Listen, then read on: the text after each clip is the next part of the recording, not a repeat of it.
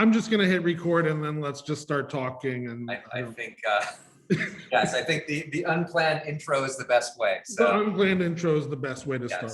But I'm glad we had some time to do this. Yeah, thanks. Good to see you as always. You too. Cool. Well, yeah, I mean, I had some questions I wrote down after looking at your show up in Berlin right now. Yeah. And I'll keep them relatively simple and let you run with them how you like. Okay, great. So for starters, to start in your own literal beginnings, you and I have talked a lot about your family and how you come from this really interesting history of artists and designers. I guess I'm just curious, like, what did that look like for you as a kid? Like, how did you what was the introduction to art like? What got you started? I guess there were a couple things. One of the first things was my father taking me to the Rijksmuseum when I was 9 and seeing the Vermeer Little Street, and the bricks in that painting really kind of captured my imagination. And I don't know about you, but when I was 9, I was not interested in looking at a painting or being in a museum.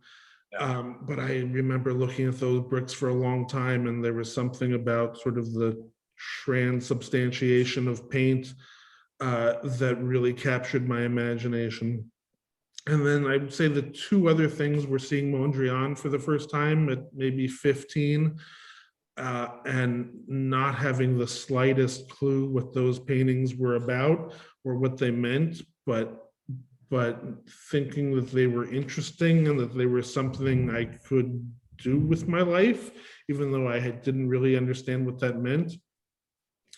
And I guess the third thing I would say was that as a teenager, I got really close with my grandfather, who'd had a long history in art in lots of different roles, and hearing his stories, and he had kind of known everybody across the 20th century.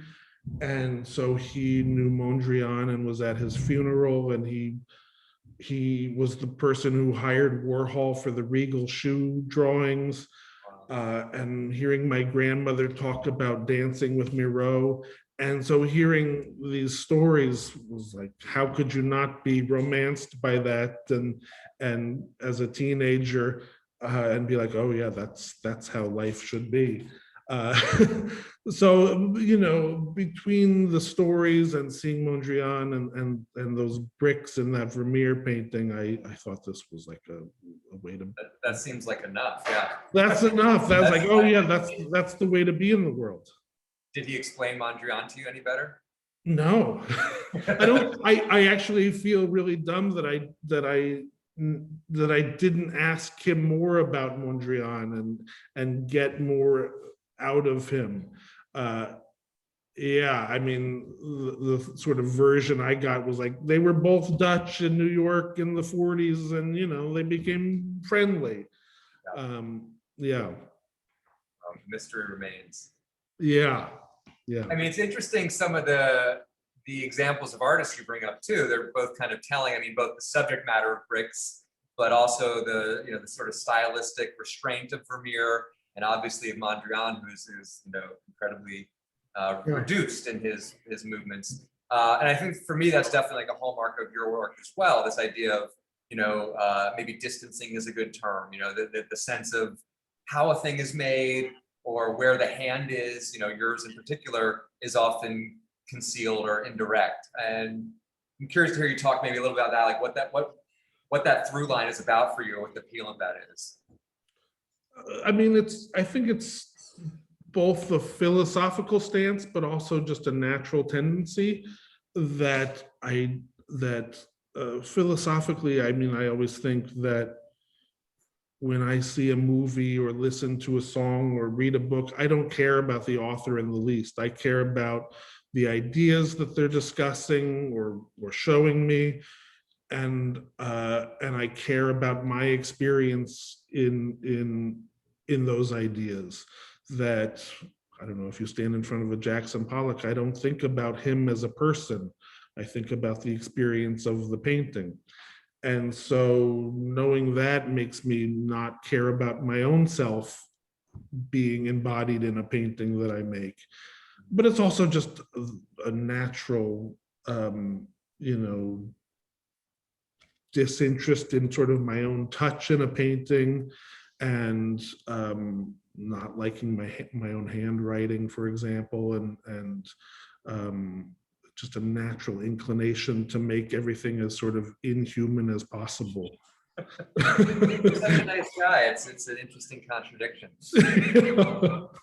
Yeah, I mean, but I mean it. I don't want it to be human in that way. I don't want it to come back to me. I want it to come back to some ideas that I'm looking at, that I'm thinking about and exploring. And I think I can only get in the way of that in my touch, and if I'm sort of, if it's too human.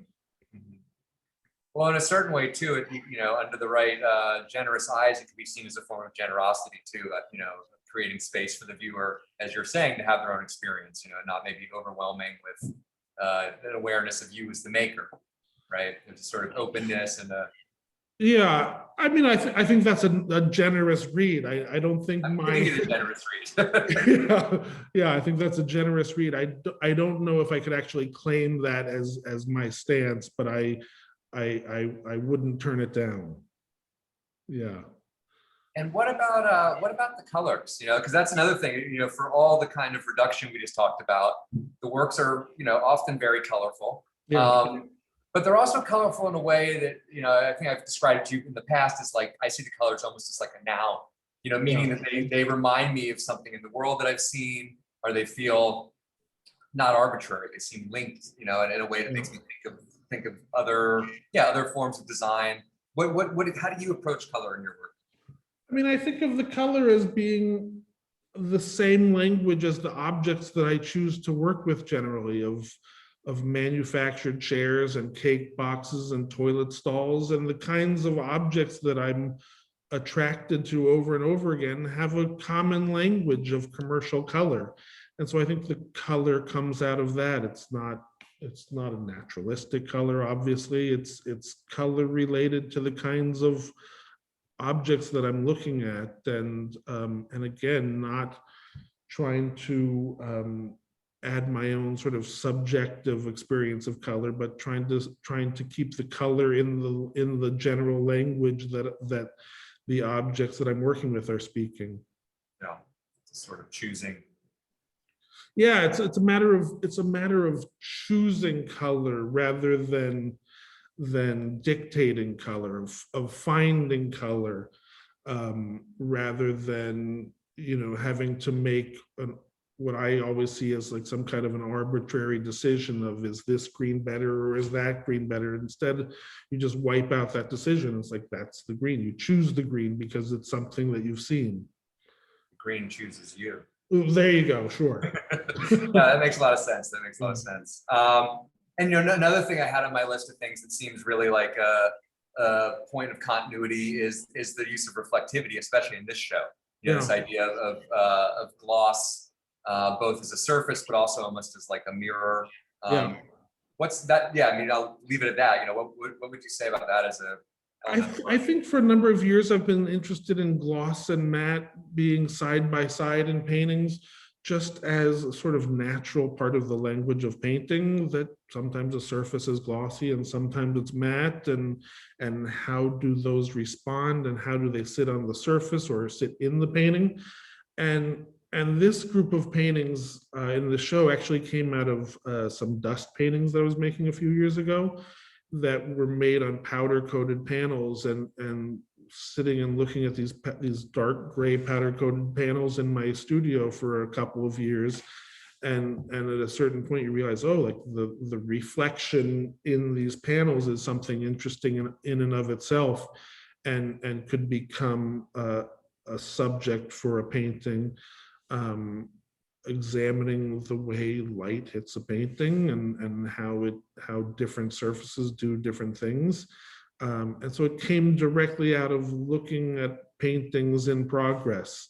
And again, because of how that gloss and matte fits into the language of painting. Yeah. Well, cool, man. Thank you so much. And the show is beautiful. So thank you so much, Ethan.